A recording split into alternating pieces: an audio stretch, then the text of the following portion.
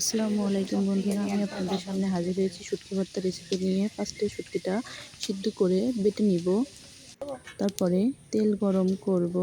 তেল গরম হয়ে গেলে তার মধ্যে বাটা শুটকি ভর্তাটা দিয়ে দিব, দিয়ে নাড়তে থাকবো।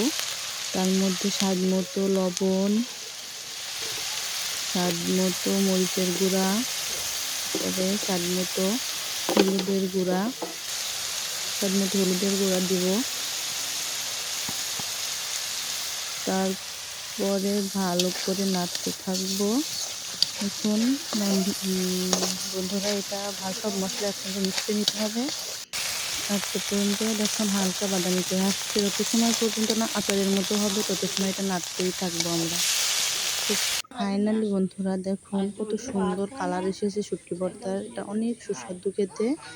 আপনারা বাসায় ট্রাই করতে পারবেন আর কমেন্টে জানাবেন।